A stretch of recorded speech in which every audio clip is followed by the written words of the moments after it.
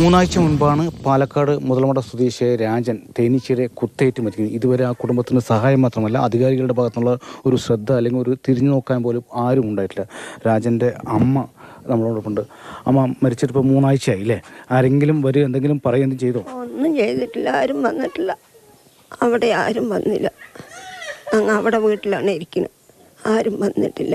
ഇത്രയും ദിവസമായിട്ട് ഇങ്ങനെ അന്വേഷിക്കാൻ പോലും വന്നില്ല, ആരും വന്നില്ല. പിന്നെ അദ്ദേഹത്തിൻ്റെ ഭാര്യ പാർവതി ഉണ്ട്. ഇപ്പോൾ തേനീച്ച കുത്തിയിട്ട് എങ്ങനെയായിരുന്നു ആദ്യം ഏത് ആശുപത്രിയിലാണ് കൊണ്ടുപോയത്? കൊഴലിപ്പതി ഒരു ആശുപത്രി കൊണ്ടുപോയി എന്ന് പറഞ്ഞു. അവിടെ കൊണ്ടുപോയി കുഴപ്പമില്ലെന്നാണ് പറഞ്ഞത്. അവിടെ നിന്ന് നേര് ജില്ലാ ആശുപത്രി കൊണ്ടുവന്നു.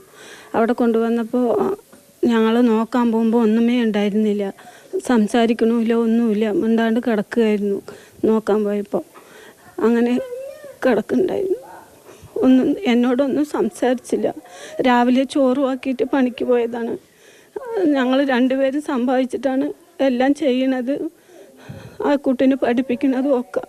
പക്ഷെ ആരും ഇത്ര നേരം ഒന്നും ആരും വന്നില്ല. ഞങ്ങൾക്ക് ഒന്നും അറിയില്ല എന്താണ് ചെയ്യേണ്ടത്. അവൾ BSc നഴ്സിംഗ് പഠിക്കുകയാണ് ബാംഗ്ലൂർ. ഫീസ് കൊടുക്കാനും ഒന്നിനും ഒരു വഴിയില്ലാണ്ടാണ് പലിശക്കൊക്കെ എടുത്തിട്ട് ഈ പലിശയൊക്കെ കൊടുത്ത് രണ്ടുപേരും സമ്പാദിക്കുന്നത്. ഒരു കുട്ടീനെ കല്യാണം കഴിച്ചു കൊടുത്തു. അതിൽ നിറയെ കടമുണ്ട്. ഈ പുല്ല് വെട്ടാൻ കൊണ്ടുവന്ന യന്ത്രം അതിൻ്റെ ഉടമസ്ഥ അവരെന്തെങ്കിലും വന്നോ? അവർ കൂട്ടിയിട്ട് പോയതല്ലേ. 5-6 ആളിനെ വെച്ചിട്ടാണ് അവർ പണി ചെയ്യിപ്പിക്കുന്നത്. കൂട്ടിയിട്ട് പോയി ആശുപത്രിയിൽ കൊണ്ടുപോയി. അവിടെ കൊണ്ട് നോക്കി. ഇവിടെ ഈ 2 ആശുപത്രിക്കും ആയിക്കുട്ടിയാണ് കൂടെയൊക്കെ നിന്നതും ചെയ്തതും ഒക്കെ. വന്നിട്ട് കുറച്ച് പൈസ മകളുടെ കൊടുക്കുകയൊക്കെ ചെയ്തു. പിന്നെ കൂട്ടിയിട്ട് പോയി ആ കുട്ടി പുല്ല് വെട്ടുന്ന അവിടേക്ക് പോകില്ല. അപ്പോൾ അവർ ഇവിടെ നിന്ന് ആളിനെ വണ്ടിയും ആളുമായിട്ട് അയച്ചു വിടുകയാണ്. അപ്പോൾ ഇങ്ങനെയാണ് പറഞ്ഞപ്പോഴാണ് അവനാണ് പോയി ആശുപത്രിയിലൊക്കെ അവിടെയും കൊണ്ടുപോയി ഇവിടെ കൊണ്ടുപോയി. ഞാൻ ആശുപത്രിയിൽ പോകുമ്പോൾ അവരൊക്കെ അവിടെ ഉണ്ടായിരുന്നു. പിന്നെ അത് കഴിഞ്ഞു വന്ന പിന്നെ ഇവിടെ വന്ന് കുട്ടീൻ്റെ കയ്യിൽ കുറച്ച് പൈസയൊക്കെ കൊടുത്തിട്ട് പോയി.